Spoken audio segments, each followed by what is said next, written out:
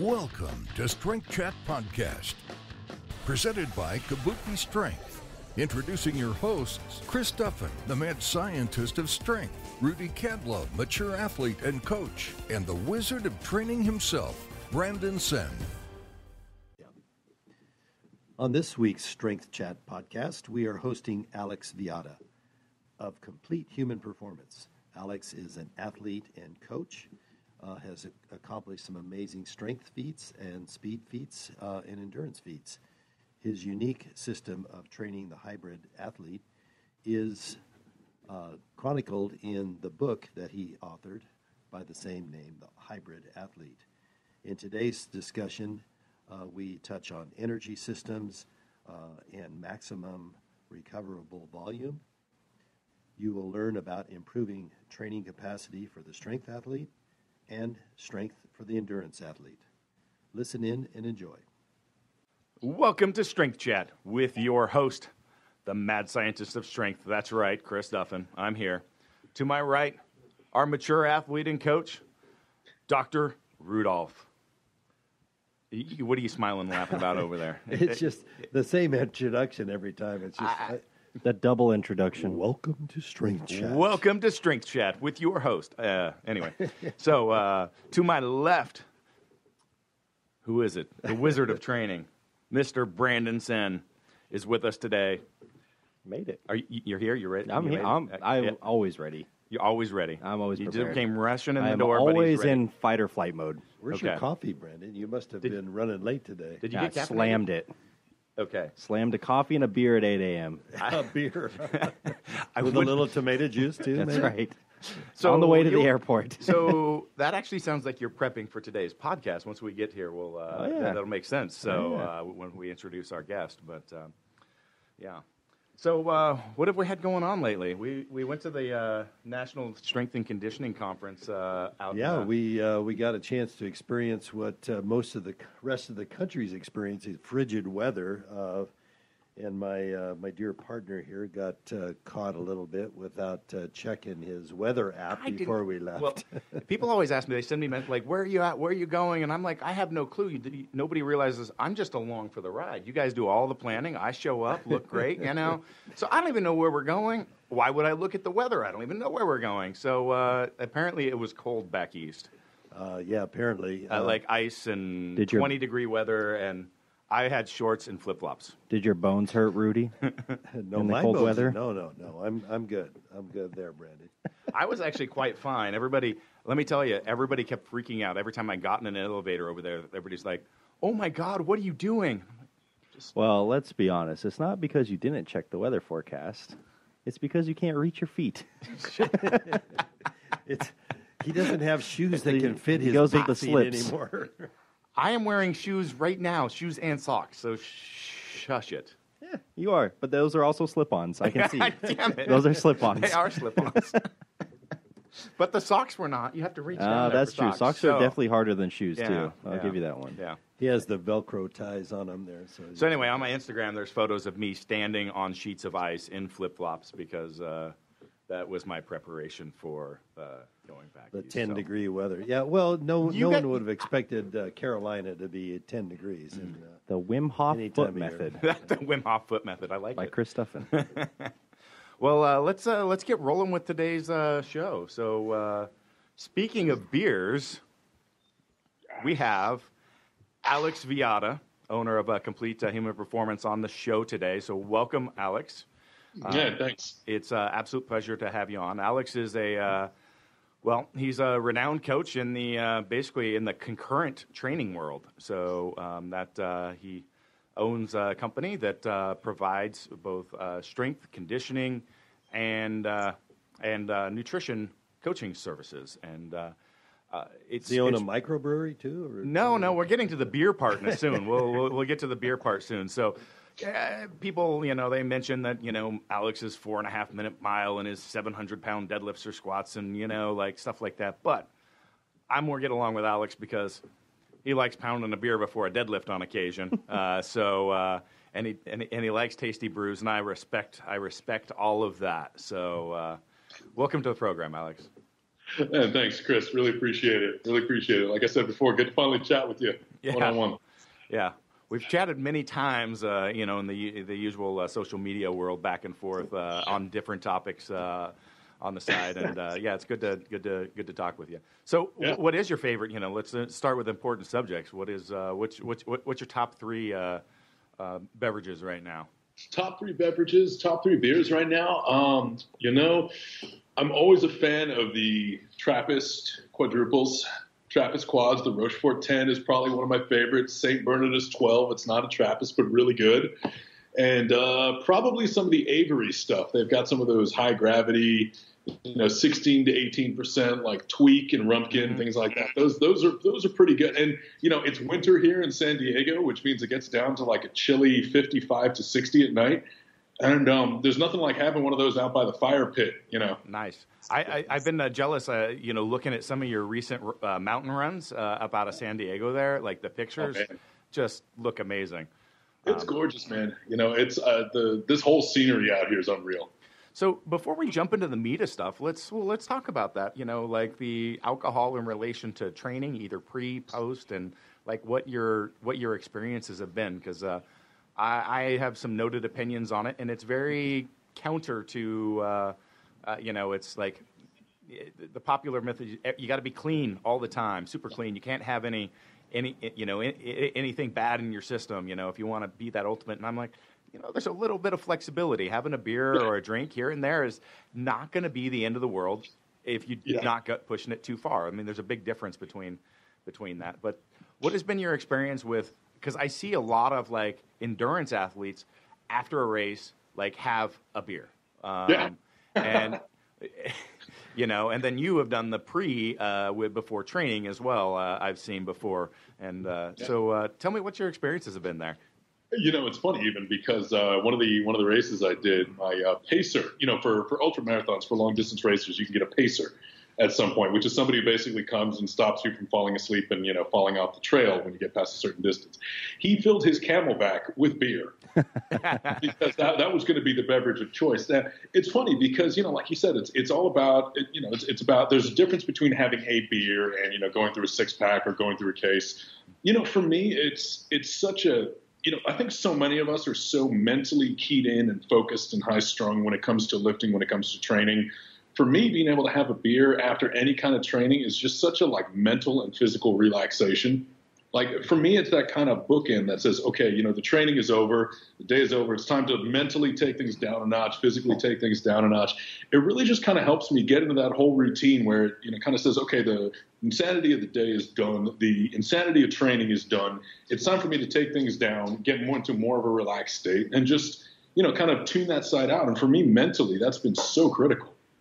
Awesome. Yeah, I can definitely see that, and it makes sense. But again, that's like very counter, and a lot of people practice that. You see it fairly frequently.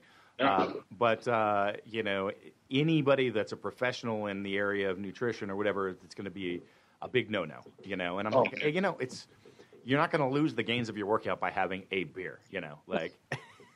No, it's like anything else. You break it down and they say, well, it has an impact on testosterone levels and, the glycogen, it stops fat from being burned and blah, blah, blah. It's like, you break it down and each one of these things sound bad, but you're talking about a beer. Yeah, exactly. You're not talking about, pounding an entire, eighth of Jack or anything else. You're not talking about sitting down with a 6-pack. Yeah, exactly. Just going through that every night.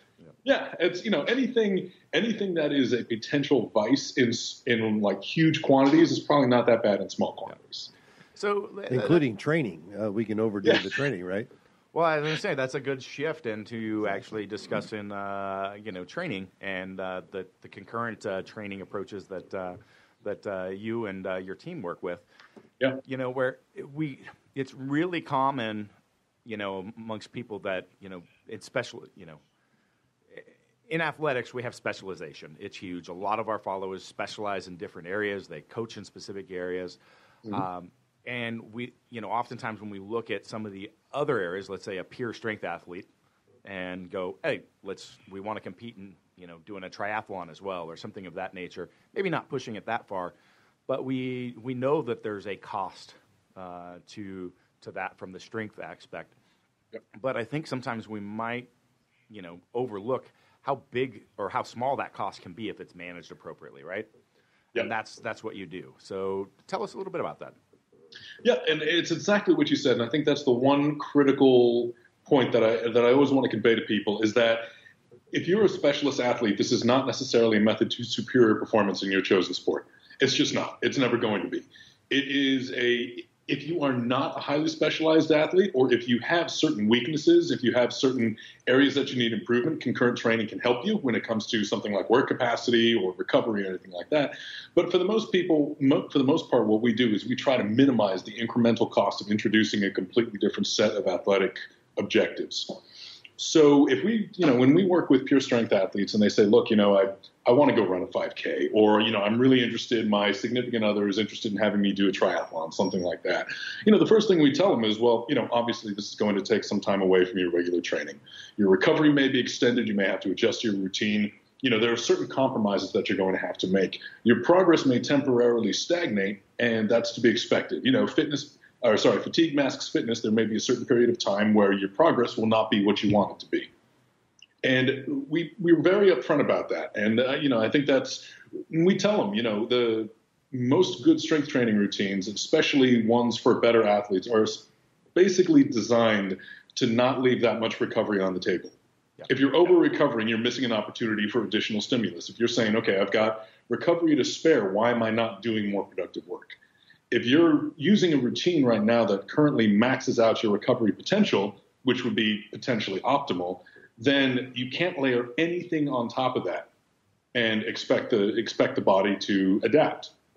So what we do is we try to open up as much recovery as possible through the elimination of, say, additional accessory work, through the elimination of non-essential work, through consolidation of stressors and movement, and say, okay, here are the critical components of your strength training that we need to maintain, and here's the bare minimum that you're going to need to do to get to the necessary level of fitness in this other dimension of athleticism to perform the way you want to perform.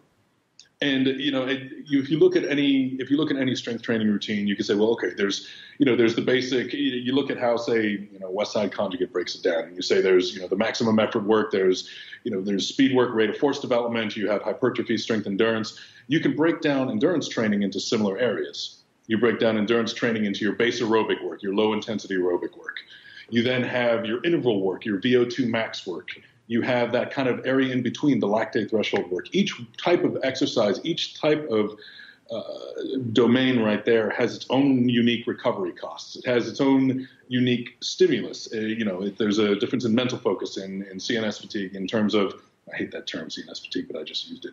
I hate it as well. So okay. But it's similar. There's a certain neurological cost, an endocrinology. Yes. There's a certain cost to every type of training, and understanding what those are for strength training and then for endurance training, and essentially being able to stack those in a productive manner so you're allowing each system to have some degree of optimal recovery is so critical. And that's basically what we do. Now, do you ever find that, because I've seen, some people that, like you said, maybe they're pure endurance all the time, where they wouldn't see a positive benefit by backing off of that and increasing strength qualities, or the same thing, somebody that's on the pure strength athlete that just simply doesn't have the work capacity to train at the level that they do, where I could see that working these methods may actually increase their performance in either of those areas. Do you find that? Yeah, absolutely. And we've rarely seen that in the elite of the elite. I mean, right. if somebody's on the podium every single time, they're obviously doing something right.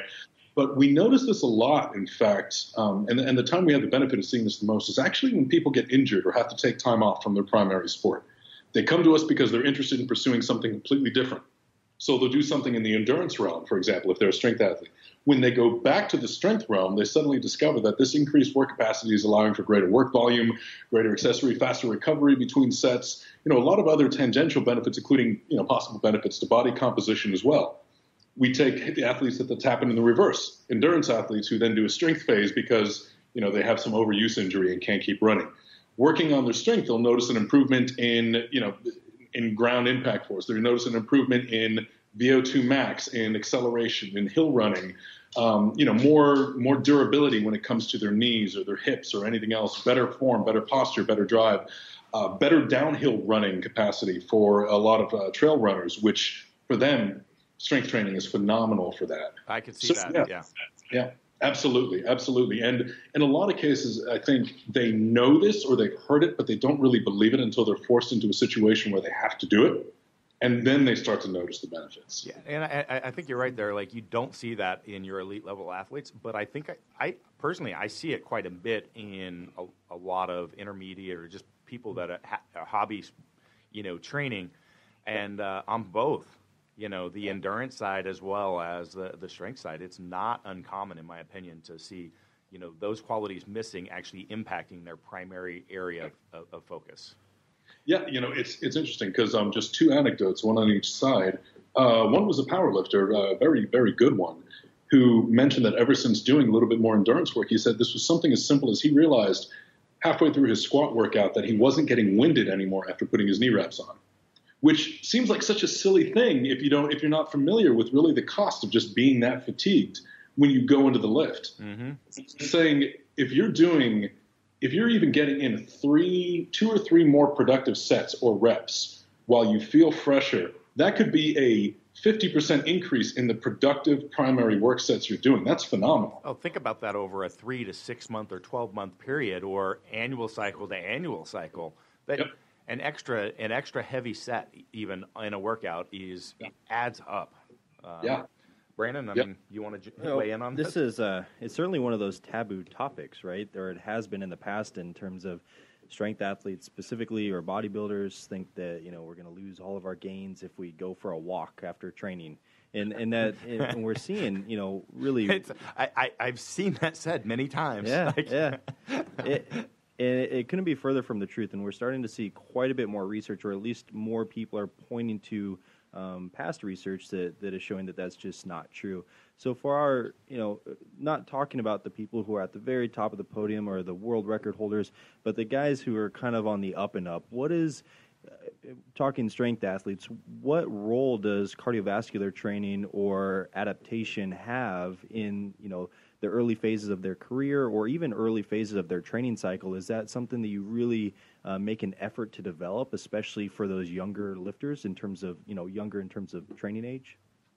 Yeah, absolutely. I mean, I think the most critical thing is, and I know the term work capacity is so overused and misused, and it has so many different definitions that it almost is, I think in common usage, it's almost meaningless. But the driving home the simple idea to lifters that you can extend the quality of a training session, and that being relatively fresh, when it comes to energy stores, when it comes to mental acuity, mental alertness, being relatively fresh at the end of the session should be something that's possible. Yes, obviously, you do your primary work, you're going to be exhausted, you're going to be physically tired, you're going to be physically taxed. But having the ability to still be able to put in productive accessory work or productive drop-down sets or productive work at the end of a session is absolutely crucial to them, because that's one of the easiest things that I've noticed they tend to skip. The other thing from endurance work is there is actually a proven link between endurance training and pain tolerance and tolerance to discomfort. There have been multiple tests, multiple studies, a couple of which we've cited, that have shown that doing, even the cold water test where you put your hands in warm water and then they suddenly put them in a bath of ice water, actually doing something as simple as an 8-week cycle of, cycling training actually improves the pain tolerance in that group over the control. Being able to tolerate more discomfort, being able to tolerate little things like, burning in your legs, or just being comfortable being uncomfortable, is something that I think endurance training does exceptionally well. And one of the things we notice when we have a lot of our strength athletes go through an endurance cycle is that they are much less bothered by higher repetition work. They are much less bothered by actually pushing out extra repetitions, 1, 2, 3, and their comfort level with doing repetitions, especially being able to rebrace, being able to breathe, being able to know that they have the energy to keep pushing, it's almost a linear increase with their endurance performance. And I really think it's a super important thing that I think we'll begin to catch on more, especially in mainstream powerlifting. But we often talk about, increasing our lifters' capacity to do more work in less time. And we often look at it in terms of movement quality. We're like, hey, if you can actually get in the right positions, you're not going to be quite as sore. Your joints are going to take as much beating. You'll probably be able to do one or two more sets. And we look at it in terms of movement quality, and then obviously we just talked to Mike Israel, so like their MRV and things of that nature. But certainly the energy system demands are huge, and that's something that I think is really overlooked. A lot of people are concerned about passive treatments, things like that in terms of recovery, but even light aerobic training can be awesome for recovery. Talk to us a little bit about that and how you would implement that, not even in terms of like trying to improve someone's motor, but just getting them into their next training session healthy. Yeah, it's very funny because one of the things that, just to back up for a second, that makes the system work is the fact that strength training can be great recovery from an extended endurance session. And endurance training, low-intensity endurance training, can be great recovery from a high-intensity strength session, which is one of the things that allows this programming to work. So, for lifters, the idea of being able to do any kind of low-impact, low-intensity cardiovascular work to get blood flowing, to get blood returning to joints, to get that passive venous return, to help clear out any kind of metabolites as a byproduct of training, to actually in some ways help reduce swelling and speed the nutrient proliferation to distal joints, to ankles, to knees, to things like that. That's all very characteristic of simply getting blood flow moving, getting the heart rate up, getting everything else going. All of those things are a positive benefit to recovery, and as long as low intensity is maintained, which I think is something very, very critical, it's a net positive. Of course, being able to keep intensity level down is something that I think a lot of people struggle with. Yeah, in low intensity, would that be like maybe walking on an incline, or even just walking for some people could be low intensity for sure? Yeah, no, it's remarkable how little of an incline actually would be needed to actually get the heart rate up to that kind of productive zone 2 area. One of the first tests we have a lot of our athletes do is a zone 2 pace test, where with the heart rate monitor or other device, we calculate out what their zone 2 would be. And of course, most of those calculators are a little iffy, but we still have a decent range of what 70 to 75% of their max heart rate is. And we have them simply get on the treadmill and we say for 30 minutes, maintain your heart rate at this zone 2 and see what your average pace is. And for a lot of individuals, it's no more than a fast walk. Mm-hmm. And, I think a lot of people think, well, if I just even go out for a jog, I get really winded. You say, well, yeah, you're already pushing yourself outside of that aerobic recovery range just going for a run. So let's utilize the walk or the incline walk or even the weighted walk, like a ruck or anything like that as your zone 2 recovery. And what role does like conditioning equipment play in there? Like for powerlifters, it's really popular to see them sprint back and forth with as heavy a prowler as they can, when really that's like some pretty high intensity work. That's not always active recovery work, even though the implement is like a sled, right? So if you're dry heaving and panting, laying on the floor. Well, you do 30 seconds of it, and you want to go home. You're not even going to do the rest of your training, So do you find that like people falling into that trap very commonly with especially the powerlifters you work with? Yeah, because it's a case of where that's a little bit too much of consolidation. If the idea of the recovery work, the idea of the cardiovascular work is obviously to take the stress off of that high intensity, high mental focus needed, short duration energy systems that you're using when you're doing a squat workout. You're trying to stress completely different systems and allow those high intensity systems to all recover. So doing something like a sled, it's taxing more of the same. So we're trying to say, get away from that intentionally. We're not trying to get a strength training effect from our zone 2 recovery work, precisely the opposite.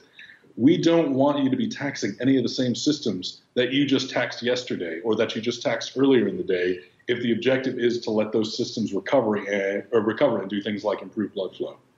And how specific, I'll use the term like conditioning really as like a blanket term.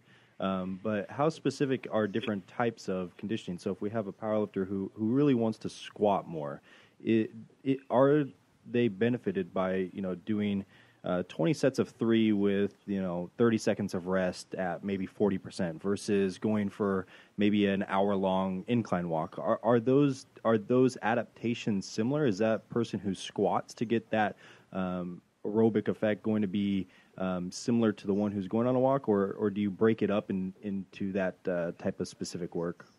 Yeah, because so much depends on the athlete profile. And I think one of the biggest risks to me for using a sport movement or a skill movement as conditioning is you get degradation of the movement. You get degradation of movement patterns. You get the learning of incorrect movement and incorrect bracing, incorrect posture. And I would rather an athlete, if an athlete has the ability to perform 3 sets of 20 squats at 40% with the quality that they need to be doing their squats at regardless, then I think, okay, great, this is a good squatter. Mm-hmm. But for a lot of them that I find kind of an unacceptable level of loss in what I consider acceptable patterns when they start to do that. So I say unless this individual specifically lacks strength endurance in their legs and that lack of strength endurance is preventing them from having productive squatting sessions, I would say go for that incline walk. If they're a good lifter, though, and they're just not able to complete a lot of the higher repetition sets that we may prescribe for them, or if their local, that specific work capacity in their legs is stopping them from doing what we think is necessary work for them as a lifter, then we'll say, okay, let's work on a squat protocol or something along those lines that's going to specifically improve that need, specifically improve that weakness in the athlete. Yeah, I think we've all probably seen that around here. I've tried some things like really low rest period squats, and I found the exact same thing to be true, that I end up faulting into like extreme spinal extension and like weird things happen with my knees and hips, and it's just not fun for anybody. I'd rather go for a walk. And you end up not practicing the quality of the movement, like Alex said. Just like the the bracing and like those mechanics, the weight, the load isn't enough to practice it, but you end up doing it in a manner that you shouldn't be doing it. It's not enough to improve it, but it's certainly enough to mess break it up. Break it down. Yeah. Exactly, man. And that's something that especially a lot of the coaching we do is remote, so it's even harder to kind of ensure that good patterns are maintained. Because if you're sitting there and you're watching somebody and they're doing a high rep set and you're saying, look, you are all over the place. Stop what you're doing right now. This looks like garbage. That's one thing. And, especially in our case, we can't see it half the time. So, if we're really you're seeing it after the fact, Yeah, we're seeing it after the fact. You're saying, why are you doing that with your left leg on every single repetition? So we're saying we're only seeing about 10% of the productive work they're doing. If they're doing 5 great repetitions of heavy squats and then doing 60 garbage repetitions for their drop down or conditioning work, most of their squats are of poor quality. Yeah. What do you have any benchmarks that you look for in powerlifters in terms of their aerobic capacity or their conditioning? Are there certain standards that you try and get them up to early in their training cycle?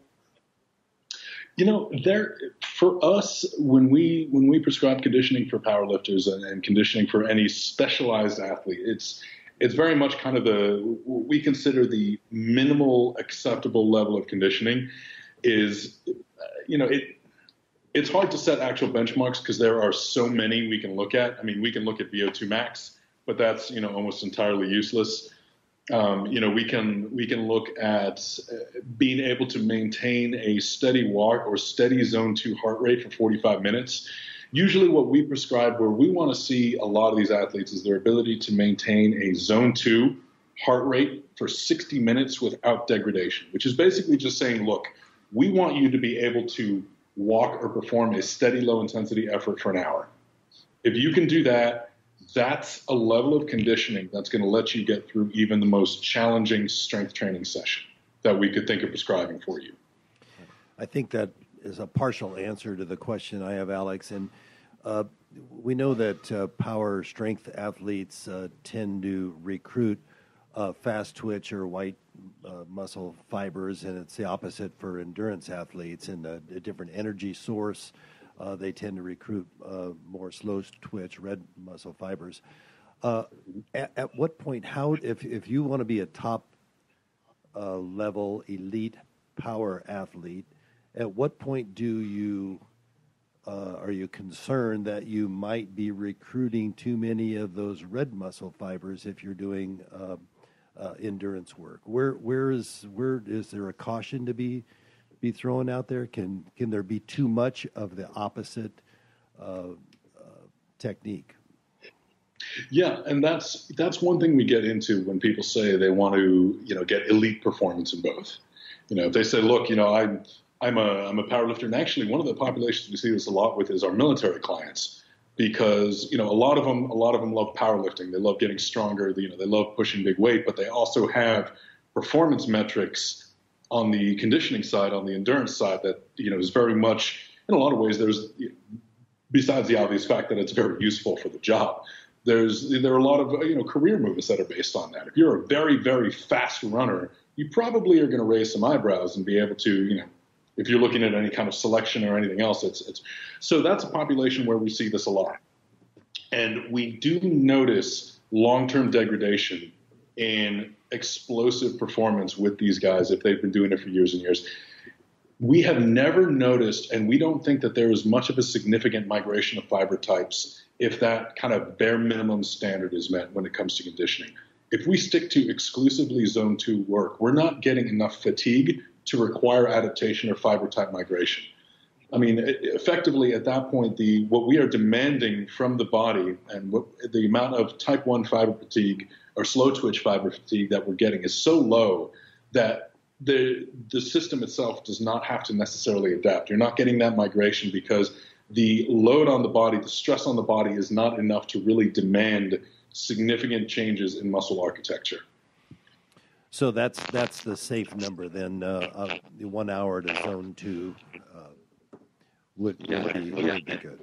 And worry about it. We have individuals who start doing more tempo testing.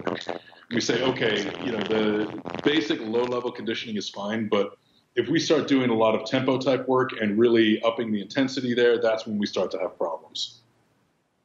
And going the other way around now. So for an endurance athlete, how much power work can they do without recruiting white cells? Honestly, with them, almost as much as they want. Yeah. I've noticed that a lot of endurance athletes, the relative volume of endurance training they're doing compared to strength training is so vastly different. I mean, you look at strength athletes who may have 5 hours of training a week, maybe 6 hours of training a week. We're talking about introducing a total hour to maybe 2 hours of cardiovascular training. You look at an elite endurance athlete, you look at an elite ultra runner, elite triathlete, they're doing 15, 20, 25 hours of endurance training per week, and we're asking them to tax those other muscle fibers for an hour or two max per week. We don't notice significant fiber type migration in them at all. And when we do, it's actually a net benefit to them. They find that for a cyclist, the improvement in functional threshold, the improvement in sprint power, for runners, the improvement in sprint power, the improvement in uphill performance, all those things tend to more than outweigh 1 or 2% less efficient fibers in that regard. So I guess the ultimate hybrid athlete would be the decathlete, who's doing both power moves as well as endurance. Yeah, absolutely. So if you're training a decathlete, how much training would you put on each one of those elements, on the power side and the endurance side? Would you focus more on the power side and work in the endurance, or? Well, what's interesting about decathletes is how little time they effectively end up training each discipline. Yeah. What was it they may only do hurdles once every 2 weeks, or it's when they train the mile, they don't really do mile training at all. They just do 200s and 400s and think they're just they're just going to basically gut through the longer distance work. So not only are they the ultimate hybrid athlete in that regard, they're also the ultimate example of doing just as much as you absolutely need to get the desired training effect. If I were training a decathlete, I would spend a significant amount of time on the unique upper body movements, on the throwing movements, which is very much about speed and power development. But I wouldn't spend that much time, I wouldn't spend that much time with longer conditioning sets. I would train them as a speed and explosive athlete with a 200 to 400 meter focus in their run training, because I think that's going to get them most of the way. They're going to be able to push themselves through the longer distance conditioning work simply based on just the sheer volume of training they're doing per week. Yeah, that's very interesting. With a lot of these really non-complementary training stimulus, are you doing anything unique on the autoregulation side in terms of RPE management? Do you do anything with HRV to manage recovery rates for your athletes? Yeah, we've actually started implementing HRV pretty significantly. Of course, again, since a lot of what we do is remote, we have to kind of rely on the athletes to self-report and self-regulate with the HRV. Yeah. Again, with our two biggest populations are military and fighters that are very good at recording their HRV data. And the interesting thing about utilizing HRV is that it is absolutely, we've noticed absolute positive correlation with both maximum force output and ability to maintain a given productive heart rate and level of intensity on runs. And we've actually come up with several 2 to 3 day recovery protocols, which are just standard workouts that we'll do combined with sufficient rest that actually almost 100% of the time manage to reverse a negative HRV pattern, which is kind of interesting. Mm-hmm. But yeah, we use that pretty significantly. It seems like HRV would be huge on like the hybrid side of training things when you're dealing with such varying degrees of stimulus. I know, Chris, you've dabbled with HRV a little bit and haven't quite stuck with it for powerlifting, but yeah, I used it for not quite a year, several years back. Used a couple different platforms, the Bioforce and then the restaurant. Who was the guys? They were actually based out of Portland, moved to like Sweden. Anyway, it doesn't matter.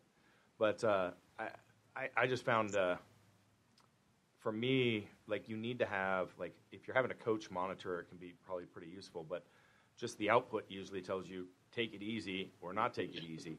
Well, you're beat up. Well, that doesn't tie to my training plan. Maybe I'm supposed to be beat up and I'm supposed to push it further. So what is the data? What am I doing with it? And so a lot of the HRV, apps themselves or the products are trying to be, they're trying to be training management tools, but they're not because they don't know what you're training, what you're actually doing with your training, and it's trying to tell you what to do with your training. So it was, I ended up, disregarding it, and that's how we ended up with doing bar velocity. But you got any comments, on those thoughts, Alex? HRV is very much kind of a lagging indicator. I think it's after the fact. That was the other thing. It's like, oh, well, now I know that yesterday I pushed it too hard. Like, well, that's not really useful. And you also kind of want to say, well, that was intentional most of the time. Exactly. Yeah. Yeah. And I think that what makes it useful to us mostly is that there are so many different stimuli that go along with this type of training, and we're trying to manipulate so many training variables. One of the athletes I did it for, he was a judo competitor, was also training for triathlons and had a strength training plan at the same time. We were layering on so many different types of training, so many different stimuli that being able to track his HRV month after month after month kind of gave us an idea. We could look back and say, okay, look, we're really seeing a big trough right around here. Lifestyle factors are all the same. It lets us kind of create an athlete profile where you say, okay, when we overstress this type of training right here, that has a more negative effect on his recovery than, say, overstressing this type of training right here. Because I think with a lot of multi-purpose, you almost want to say inherent hybrid athletes who rely heavily on all energy systems and all different types of training and all different types of performance, for them, their training age and work tolerance in each parameter may be so dramatically different that you can say, look, on weeks where we had this guy do an extra 3 hours of conditioning work, no problem. On weeks where we had him up the weight on 2 of his heavy sets on lower body compound movements, that pushed him right over the edge. So it kind of assists us in creating profiles and especially designing our competition peaking profiles for a lot of these guys in a somewhat more calculated manner. We say, okay, we notice it pops into the green when this is what we do for a week. Let's do that leading into competition. Yeah, and that's where I say it can definitely be a very valuable tool, but you've got to use it and not just use like what they're trying to use as their training, like the output, because exactly that. Maybe you're supposed to be beat up. Maybe you're not supposed to take a rest day. Maybe but it definitely can tell you what's going on with training. I can tell that.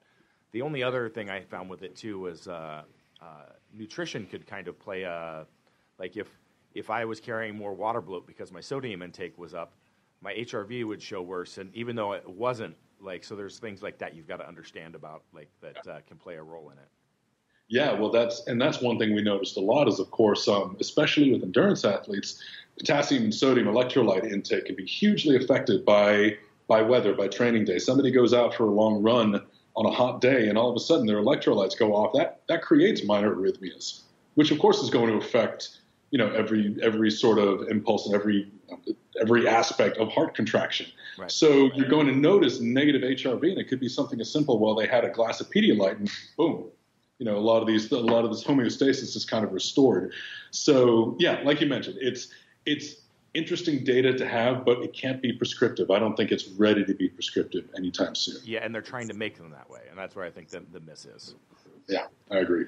Yeah, it does seem like HRV is the most beneficial for like longer term planning, where you can go back and see kind of as you mentioned, there was a big dip here, so let's do this in the next like 4 months. So I think I don't think a lot of people use it that way either, and a lot of people really look to have like green scores all the time, where to adapt to things you have to you got to push yourself over that a little bit. Yeah, I mean you push people through segments of intentional overreaching. Yeah.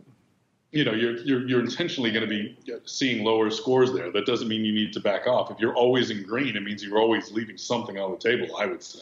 Yeah, exactly. We talk fitness tech like HRV or velocity or sleep trackers quite a bit on the podcast here, and it seems like one of the biggest issues with the technology isn't that it exists, but it's in the misuse of it, and people don't quite understand what they want it to resemble like a law, like this is a rule, when they have to have a more complex understanding of it. Like we use velocity for a lot of our athletes, and for a lot of them, we'll give them a flow chart to follow and say, okay, if this happens, do this, check this, boom. And it's not just, if you move slow, cut it off. It's like, okay, you move slow, now try harder. Okay, you tried harder, now back it off, So there's, you have to have anyone who's using any of these technologies has to have a more complete understanding of what the objective is from them. They're an adjunct They're an adjunct to coaching, not a replacement for it.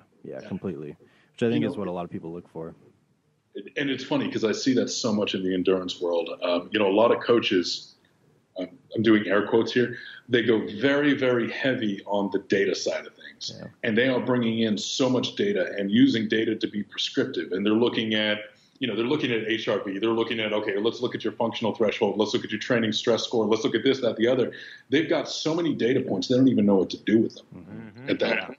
And you're saying, look, if this is a good program and this athlete is having success on the program, why are you getting so concerned over, a dozen different data points here when really the data points that you need to be tracking of improvement are all going up? You can get so much data that it just becomes absolute distractions. Yeah, the big thing with data seems like people look for it to tell a story rather than for it to answer a question that you already have. And I think that's the biggest misuse of it, especially when we have a lot of data coming from like multiple sources and we're trying to find like a nice middle ground. You're not always going to tell a story from that. Sometimes I think you can extrapolate something, but I think you have to come in with like a question like, okay, this person continues to get injured at this phase, why? Or something like that, You have to have something you're looking for going in. Yeah, something you're trying to figure out. Yeah. Not starting actionable the other points, right? Not starting at the other end.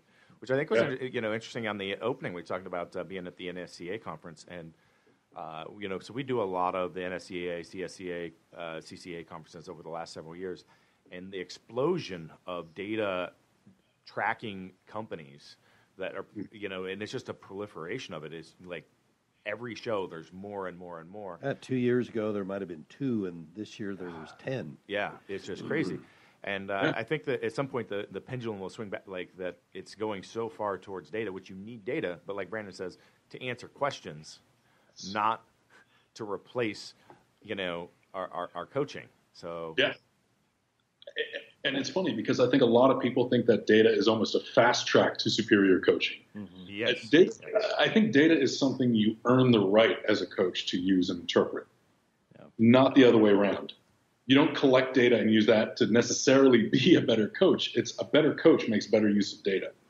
You can certainly get in a lot of trouble using it too, or misusing it. Like we track difficulty scores and a few other things from our lifters that we work with remotely. And I know, because I know the athlete, not to view those difficulty scores as the same from lifter to lifter. Like, just because this guy is continually reporting, 505 difficulty, I know who he is, and I know that's probably not true. So let's add another set next week. I was actually, last time you gave that example, I was gonna give an example with myself. Yeah, go ahead. I'll be, Brandon could look at my training log and it says 900-pound deadlift for 5 for a rating of a 3. But if you watch the video, I might have gone to near failure, passed out, fell down over the bar when it's done, but I still put down 3 instead of on our 1 to 5. So I'm like, that's probably our 1 a to 5 rating scale. So. Yeah. Little things like that. Nothing's too hard for you. Blood spurted out my neck, and I fell over and had some, Yeah, you're like, but I survived, so it can't be 5. Nothing's a 5. Exactly. I can't put down a 5. That wasn't a 5. I could have done better.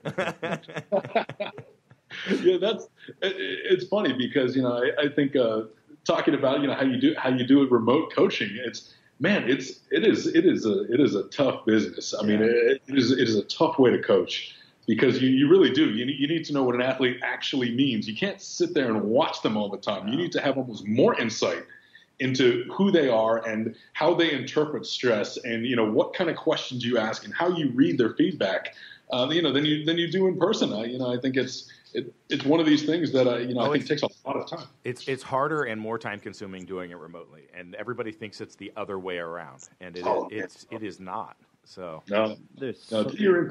do your in-person coaching first for a long time before you even think that you can understand what someone's doing from a distance. Yeah. What's the worst is because you do almost all of your clientele remotely as we do, and it's not just a stream of passive income. As a lot of coaches have. I can't think of a complete, there's probably a handful of coaches who I can think of who this is their sole income. Others, they view it as passive, and that's, I think, where coaching gets a bad rap online is because those people populate the area. And it's no fault of them. They obviously, maybe there's a little bit of fault, but they're not putting as much effort in because they have other commitments, but, it is definitely a big. Our coaches, it's their full-time job. That's what they do. Their work week is filled with coaching. Exactly, and you're constantly looking for ways to improve it. You're constantly looking at, again, new data reporting mechanisms. You're constantly looking at new ways to view what your athletes are doing. You're constantly watching videos. You're constantly fine-tuning what cues you look for. Yeah, I mean, I was a trainer and coach in person for 11 years before I took my first online client. Yeah. We're always trying to do new stuff on data collection and management of that, but it even new forms of communicating to people is huge too. Instead of checking in via email every week, let's get a phone call in. Let's have a Skype session. Instead of me typing out a response, because people can interpret some things differently. Let's do an audio recording and send it over. So there's so many different things like that you kind of miss if it's a passive income, I think, for you, and that's kind of a disservice to the athletes under them. Yeah, and unfortunately, I think that's where the majority of the remote coaching comes in. Is the majority of it in the industry is not done by people that are, and I say professionals, as in it's their day job. Yeah. I think there's definitely some really good ones out there, and they probably bias more towards really, really solid programming and not so much coaching. But, I think remote programming versus remote coaching are two very different. They're different things. They're different things. Yep. Which is why, there's a very big distinction in our coaching products where we have our weekly and monthly coaching, and then we have a programming one where, if you don't want as much intervention from us, we'll write you a program, you can make adjustments, because some people just want that, but it's not coaching. You can't confuse the two for sure. Yeah. Mm-hmm.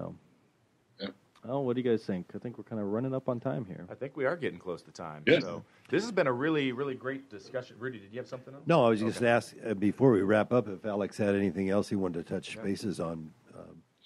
No, I mean, I always appreciate a discussion like this, especially from a strength training perspective, because I think being able to talk a little bit more about the value of this kind of crossover type of training is, I think, something that is gaining more and more acceptance, even among, very, very high level coaches. And, I think besides the fact that it really does help that, intermediate to intermediate/advanced athlete get better and push them into the top echelon, I think it also helps athlete longevity quite a bit.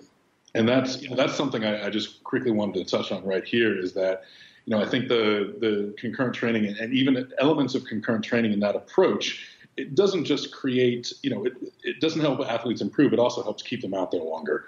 I think that's a big area that people miss because they're always focused on that next run, that next meet, that whatever, how do I get my performance up? And they're not thinking about their life cycle, as an athlete and, how's it going to be? How am I going to be at 68 years old still competing? What are the things that I need to do to manage that? I've been in the game a long time. I'm now on a master's. It's hard. Can't believe I'm saying that because I remember competing as a junior. But masters won, so well into it now. But like these factors, play a role in like you said, that longevity, right? Yeah, absolutely, and it's really been a shift in how many folks we work with who kind of stick with us for the long haul because of that. And they say, look, I'm a better athlete now, but I also we have runners who come to us and say, look, I those running injuries that I was dealing with every single year that I just kind of accepted. Well, strength training is really reducing those. And, it gives them something else to focus on mentally. It gives them something else to kind of keep them in the game and keep them moving. And, yeah, it also shores up some of those weaknesses that really lets them – we ask for 20% of their time to do something completely different so that they can make better use of that other 80%. And I think just more robust athletes are just a better thing. Yeah, exactly. And I was like, when you were commenting on that early in the discussion around the value of strength training to runners, I was thinking about – I know a lot of people that have – they've gotten – reduce the level of injuries for cycling and running by adding strength training, and the coaches that have done that, they're doing good things for them. Yeah, it's fantastic. And just one last quick short story there. One of our coaches, in fact, is a fantastic ultra runner. He's done the Barkley Marathon. He's one of the few people to finish it. If you guys heard about that one, that insane, 58-hour cutoff race that only about 16 people have ever finished. Anyway, he said since doing more strength training, he now has the ability to continue racing at mile 70 of a 100-miler, especially downhill. It just sounds insane. I mean, you think, okay, we're still racing at mile 70. But coming from somebody who is as far on the endurance side of the spectrum as you can get, who says, wait a minute, being stronger is actually helping you be more durable in one of the most endurance-oriented events on the planet, you say, okay, maybe most runners should pay more attention to that. Yep. And should be coming to strength coaches and saying, hey, what can I do to make my quads stronger so that they don't turn to hamburger halfway through my race? Yep. And vice versa for those strength athletes who want to live a longer life. Yep. Yeah. Don't want to break a sweat. Get their heart rate over up doing their knee wraps like honestly, we talked about I think a lot of powerlifters are just afraid to go outside and run. Yeah. Like that's a very daunting task to go from 10-second sets to 30-minute continual activity. So don't be scared. You know what? Mentally, that is such good discipline. Yeah. Sometimes just having people do something they don't inherently want to do and instilling discipline and new habits in them just makes them a better athlete overall. Yeah. I mean, that's 100%. That's the definition of a winner is someone that's willing to do the things that other people won't do. Absolutely. Yeah. Absolutely. All right. Well, Alex, where can people find you at? Website, CompleteHumanPerformance.com. That's the best place to look us up. We've got a couple articles talking a bit more about our approach. It's got a link to all the different services and everything else we do. That's where I usually route people to. They can follow me on Facebook, but these days it's more just, the occasional snarky post and picture of a place I've been running lately. So, yeah, website is always the best. All right. Well, good talking with you about all things endurance and strength training related, as well as favorite choices in alcoholic beverages. You're not too far from Portland, too. We've got quite the craft brew scene up here. So apparently, I should actually make my way up there. Uh-huh. So, Alex, one last thing: do you drive a hybrid vehicle? Now, You clearly don't follow him on. I went from supercharged Mustangs to a Ford F-150 EcoBoost. There you go, EcoBoost. It actually gets a good 21 miles per gallon on the highway for a big quad cab truck. Wow, nice. I'm impressed. That's pretty good. Yeah, it's hybrid. It's big but efficient. There we go. Do you still have the Corvette that's behind your beer and deadlifting sessions? The '74 Corvette stayed back in North Carolina when I Okay. moved out this way. So there'll be another one. Okay. There will be another one. All right. Well, good having you on, and been a pleasure. Gentlemen, thanks very much. I appreciate the discussion. All right, see you next time. Thank you, Alex. All right. All right, take care.